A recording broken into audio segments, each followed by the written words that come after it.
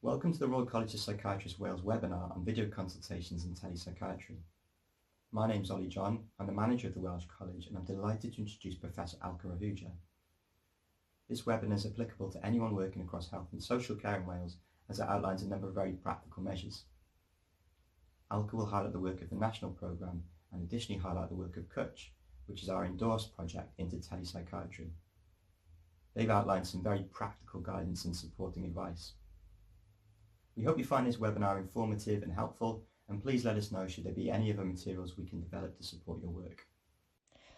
My name is Alka Ahuja. I'm a consultant child and adolescent psychiatrist at Aneurin Bevan University Health Board and the public engagement lead for the Royal College of Psychiatrists in Wales and the finance officer for the child and adolescent faculty, Royal College of Psychiatrists, London.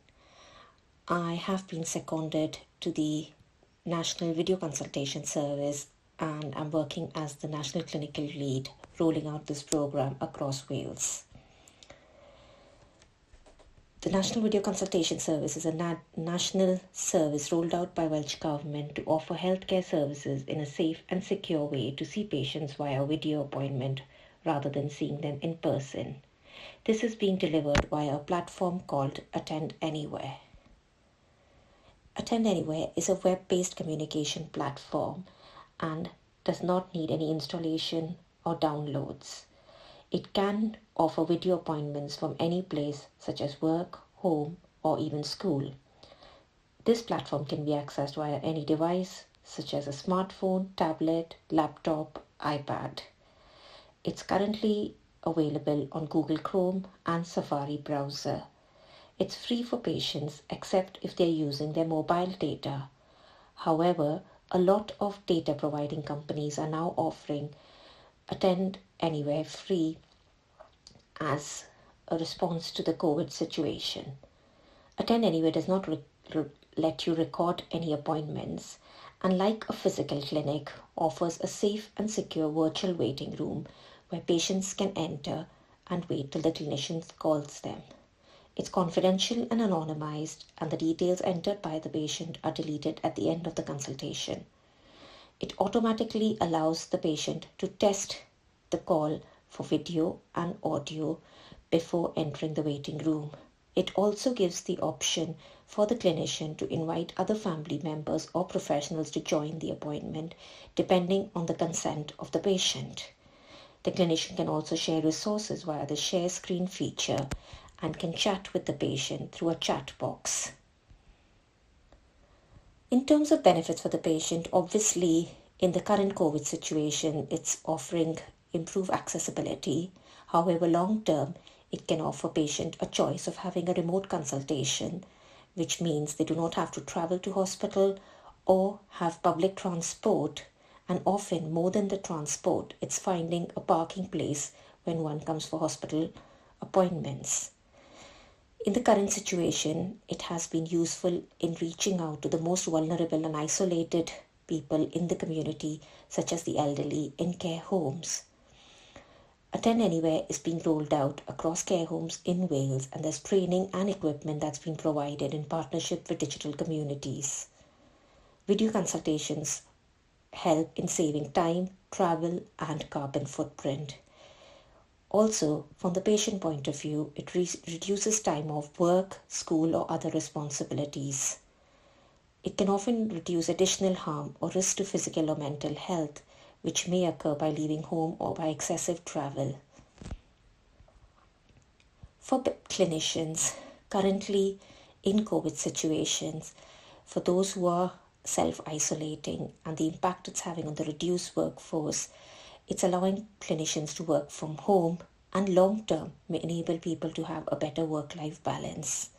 It's also avoiding the need for clinicians to travel to attend residential or home visits. The meeting room available in Attend Anywhere allows clinicians to link up with other professionals for professional developmental activities or multidisciplinary team meetings. As mentioned, video consultation has been rolled out across Wales and is now being available to all primary care services in Wales. It's currently being rolled out to secondary care and community care across all the local health boards and services in Wales. Training, as mentioned before, is being provided in care homes so that they can access clinical opinion and support from their clinicians. It's also being rolled out across prisons, hospices, and other residential settings. So how does it work from a clinician point of view? I'm going to show you how to use Attend Anywhere. I'm logging in as a clinician, so I'll show you how to log in and how to enter your waiting room. I have my email already saved, so I can just hit on, but normally you would type your email in and your password. On my homepage, I have a waiting room. This waiting room is open for patients. So, for example, a GP would send a link to their patient, and this would allow their patient to have a slot within the waiting room. You could send it as a text message, you could send it as an email, or you could read it out of the phone if they were having difficulties, or even you could send it out as a letter. The link would be a URL link, so if they were to receive it by text or email, they would just tap onto the link, or if they were to read out of the phone or via letter, they would need to type that into their browser bar. So once the patient has signed themselves into the waiting room, they would then come up into your waiting room here. So you've got the waiting and how many minutes and however many are being seen. So a number then would pop up into the waiting. So if somebody's waiting, it would come up as 1 and so on. Some practices also have a meeting room. So this meeting room isn't for patients, it's just for other members of staff. You could have multidisciplinary team meetings, or somebody who's working from home, they could link into a group meeting that's happening within a practice. So you would arrange a multidisciplinary team meeting, you would enter the meeting room and other people would do the same off their devices. If there was somebody who didn't have the meeting room link and you needed to invite somebody in from a different team, you could send them this copy link here and you would copy it and then you could send it over to them via email or via text. Up here in the question mark, you tap in and there's a list of helpful resources from technical guides to posters, and they give a nice simple step-by-step guides how to attend a meeting, how to call screen, how to troubleshoot, how to begin a consultation. So you could print these off and put them around your practice. There's also here a resource centre, which is the main headquarters resource centre, which could help you with any more difficulties or technical problems you may have. So as you can see, I now have a patient waiting in the waiting room. So to join them, I would right click and their caller identification would come up, so it would be their name and their telephone number. Right click, join call, and I would connect their call. However, if I was running late, I could give them a quick notification and I could type something, I'm running 10 minutes late, I'll be with you soon. Here are some of the functions you can have whilst on the screen to the patient. You have here an invite button. This will allow you to invite somebody else to the call with the permission of the patient. This could be another member of a family or another health practitioner. We also have a chat button. If there was any hearing problems, we could type something to the patient. If you have any problems during the call, such as there's any buffering or any sound problems, there's a refresh button at the top of the right-hand corner. So if you press that and give it a second or two to reboot, the screen should come back to normal. At the end of the call, you hit the red button in the right-hand corner. That will give you an option to return to call, leave the call just yourself, and then you would leave the other people in the call if there was more than one person, or end the call for everybody.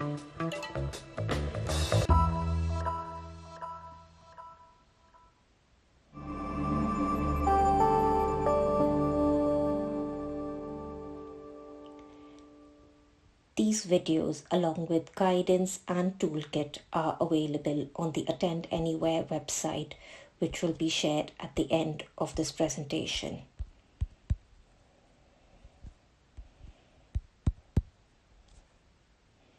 Similarly, from the patient side, how will Attend Anywhere be accessed can be shown by this video. If you've been offered an appointment using Attend Anywhere, you can use a mobile phone, an iPad or tablet or laptop. You will be sent a link and you would need to either tap on this link if it was sent via an email or text, or you would just need to put it into your browser bar. This is the first page it will come up as. So you would need to start video call.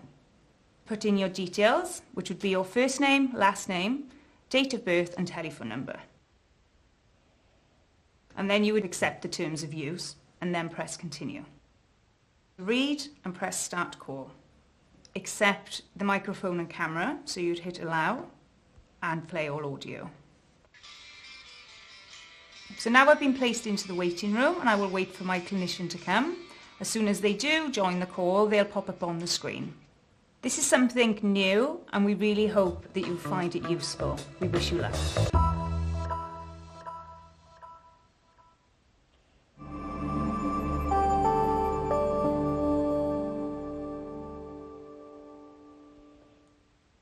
There's a whole load of resources, as mentioned, available on our website.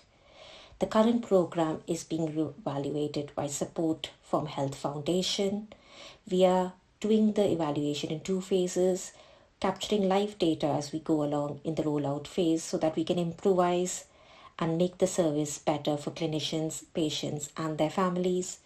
We are gathering evidence and the impact of video consultation is having on the current clinical work being done in Wales, because we know post-COVID the way we deliver healthcare is probably never going to be the same in the NHS, and hence we are mindful of offering a robust evaluation. Our clinical evaluation up to date shows that the overall rating has been pretty good. It's a star rating of 4. We've had more than 1,000 responses in the last couple of weeks. As mentioned, we started with primary care but are now rolling it out secondary care, and demographic wise we are finding more and more of the elderly and above 65 accessing the service confidently. In terms of time, travel and carbon footprint, we are keeping regular checks. I will now talk a bit about the CWTCH model, which is specifically about telepsychiatry, rolling video consultation in mental health services. The CWTCH model has been used as an exemplar by Welsh Government while rolling out the national programme, and CWTCH has been endorsed by the Royal College of Psychiatrists in Wales. This is our lovely CWTCH team. So what is CWTCH? CWTCH is connecting with telehealth to communities and hospital for healthcare. It was funded by Health Foundation as part of the Innovation for Improvement programme in 2019. It allowed us to use video consultation for assessments in child and adolescent mental health services, and the experience and lessons learned from it have enabled us to produce a ready, steady, go CWTCH Toolkit, which is available on the Royal College website and on the Tech Cymru National Video Consultation Programme website. The main CWTCH principles are finding the right team, having the right mix of people who will take this forward.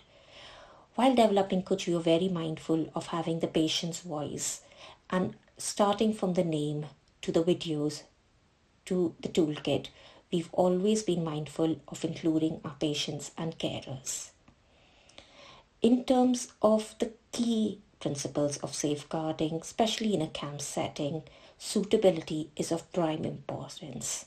So this is suitability in terms of patients chosen, suitability of environment, suitability of clinical criteria. Obviously, one needs to be mindful if there are any safeguarding issues, then video consultation may not be ideal. Similarly, in terms of risk, if there are risky patients, those who are not known to the service but may be severely unwell or present with serious self-harm, then obviously they would need a face-to-face examination. By no stretch of imagination, video consultation is going to replace all face-to-face examinations. There will be patients who still will need a physical examination, those who need bloods, those who probably have to be told some bad news. In those circumstances, one needs to be mindful that video consultation may not be the most suitable form of assessment. Safety of the patient is paramount, and so is the safety of the clinician. Issues around consent and confidentiality appear to be paramount again in a mental health setting. So in terms of the setting, one needs to make sure from a clinician end that you are in a quiet room, and if a video consultation is happening, then make sure there's a sign outside saying that there is a consultation going on so that no one interrupts. As far as possible, the room is soundproof so that whatever is being discussed is not heard outside. In terms of equipment, obviously reliable internet connection such as broadband, Wi-Fi or mobile data will be needed, a device for making a video call, in case of Attend Anywhere, Chrome browser or Safari browser, and a good private well-lit room is required both at clinician and patient end. And this is of paramount importance because it's not just the verbal, but it's the non-verbal communication that's going to be looked into as well. We were very mindful of branding of what we were trying to do as part of our project. And this was useful because CWTCH, as we now know, has become a brand, a name that people are familiar with when they talk about telepsychiatry. Similarly, it is really important to capture baseline data so that we know what we are doing is making a difference in terms of satisfaction, evaluation, experience, cases where it's working, cases where it's not working, potential for it working in different settings. We started CWTCH with inpatient assessments for those young people who were admitted with severe self-harm or eating disorders, but soon realized that some of these were the most risky cases and hence soon moved into the community, offering them as part of our community team for medication reviews, groups for some of our families, and also as post-vention clinics in some of our local schools. The school clinics have been the most rewarding part of CWTCH because they've not only enabled assessments for young people in a school setting, but also helped skilling up some of the school staff. We were always mindful that these assessments had to be patient-centered. And in order to make this model sustainable, we have now developed a toolkit. We have presented CWTCH at various local and national conferences, and the very fact the National Video Consultation Service has used CWTCH as an exemplar is hopefully going to make it scalable and sustainable across Wales. Social media has also played a role in it. We have a very live and active Twitter and Facebook page, the details of which are available at the end. So the CWTCH Ready, Steady, Go model considers 3 phases of preparation: the ready phase, set, and the go phase, as the name suggests.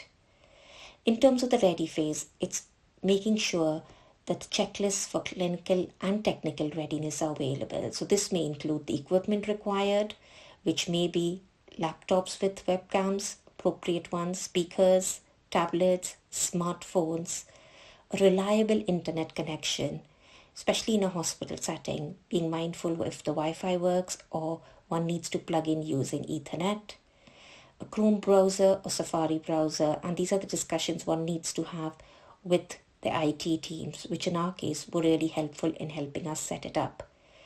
A private, well-lit, confidential room or space where these clinics can be done. And clinical readiness, having the team on board, making everybody sing from the same hymn sheet, trying with easy wins, trying with patients who are keen, who are friendly, and who would engage so that it instills confidence in the team before we try other families and patients. Making sure that there's a clear workflow, and I will share one of the examples as to how it works, how the consultations are done, how they are documented, how consent is documented, how information is shared with the patients, and what follow-up arrangements are made. Also being mindful of safety net and having a backup plan. Training was very important with CWTCH, and we found that it was just not training the CAMS team, but training the pediatric team, training people in school, and we found FICA, a concept which is a Swedish concept, really useful. Most of our training was done with loads of cups of coffee and tea and cake. This just gives an example of the secondary care video consultation process where the clinician identifies the patient as suitable and offers video consultation if appropriate, and suitability is the key word. Depending on the type of patient, a new or follow-up appointment will be arranged and they will be contacted by the secondary care team either by letter, email or over the phone. They are provided the link which they tap into and then get into the video call at the given time and date when the appointment is due. They enter the virtual consultation room and wait till the clinician calls them. When the clinician connects, he takes consent for the consultation to go ahead and documents the consultation like any other consultation which would happen face-to-face or virtually. And these notes need to be carefully managed like any notes would be managed in a clinic setting. At the end of the consultation, we encourage the clinician and patient to fill evaluation because this gives a better understanding of how things are working. So in terms of the set phase, it's important to have a lead, somebody in the organization plus somebody clinically who will drive this project forward. Similarly, the clinical team is equally important because everybody needs to be on board. We had a couple of good champions whom we bought special lanyards for, who were identified, trained, and in return turned out to be trainers who could train other people. They encouraged and they pushed the vision, and obviously being a good champion was very empowering for them. We also had an evaluation lead because evaluation is crucial when you're rolling out any innovation. Admin and management support cannot be emphasized. In the set phase, it's important to do a basic process mapping as to how referrals come in, how patients come in, what happens at every stage, be it at admin phase, be it at referral meetings, who's chosen, how it's decided, who's clinically suitable, how documentation takes place, how things are entered in the electronic system if they need to, how appointments are given out, how clinic notes are sent to the virtual consultation clinics, and this becomes very relevant when the process mapping is done. As mentioned before, risk, safeguarding, and ethical guidance are really important, especially in a mental health setting. One needs to be mindful of the red flags. If there are safeguarding issues, if there are issues around capacity of consent, then obviously video consultation may not be the choice of appointment. Conducting a risk assessment, making sure that if the concerns around risk are high, then it may be preferable to do a face-to-face assessment and maybe to do it with another professional along. Similarly, information governance in terms of deciding which platform would be appropriate, making it secure. Is it encrypted? Is the information going to be confidential? And that's the reason Attend Anywhere has gone through a lot of checks and was used for the Coach project. Having a contingency plan, having a backup plan, telling the patient at the end of it what happens if things worsen, are they to contact the out-of-hours team, giving them the appropriate contact numbers, a safety plan that's agreed. Similarly, just to highlight the legal and ethical considerations, it's defining and documenting the clinical suitability and appropriateness. So why this particular patient was suitable for video consultation, defining the duty of care and role in emergency situation, potential risk and safeguards, contingency plan, clinically and also technically. If the video consultation service doesn't go ahead because of poor Wi-Fi connection or some technical hitches, one can go back to a telephone consultation or maybe even need to see the patient face-to-face. Obtaining consent and assessing capacity, especially in a mental health setting, are very important. Treating the video consultation as if it was a face-to-face consultation in terms of confidentiality, ensuring the privacy of a room, and it may be sometimes useful to have a board outside the room saying that one is having a video consultation, and ensuring that the platform used is guaranteed for data protection and security. And I cannot emphasize this enough because there are a lot of current virtual platforms available which probably wouldn't pass this test. Again, it's making sure the consent, just because somebody is agreeing, is documented. And those who lack capacity, again, is that assessment done and what else can be offered if it's not a video consultation. Just to give you an example of how we estimated savings and some of the evaluation from the Coach project in terms of the clinical time saved, the travel time saved, and the carbon footprint. As mentioned, this was used for face-to-face assessments, but also for virtual groups, medication reviews, and for the meeting room was used for attending national and international meetings. The go phase, so once the setting is ready and one is prepared, the final checks in terms of the equipment, the workstations, the login details, setting up the administrative processes, who's going to send the appointments, how they are going to be sent, and what evaluation will be done. all the training is completed. It may be that refresher training is needed from time to time, especially if new staff are joining in or staff have been on leave and may forget some of the technical issues related with the consultation. It is always handy to have materials which we had on our shared drive but also had printed copies next to the laptops and equipment that was being used. Again, just to highlight the workflow of video consultations, most of which I have covered before. And hopefully you will give a go and try out video consultations and may find if there are any queries, please do get in touch with us and do visit the website because there are loads of resources available there. As mentioned, we've got a Twitter page for Kuch Gwent and Tech Cymru and our Facebook page for Kuch Gwent. Thank you.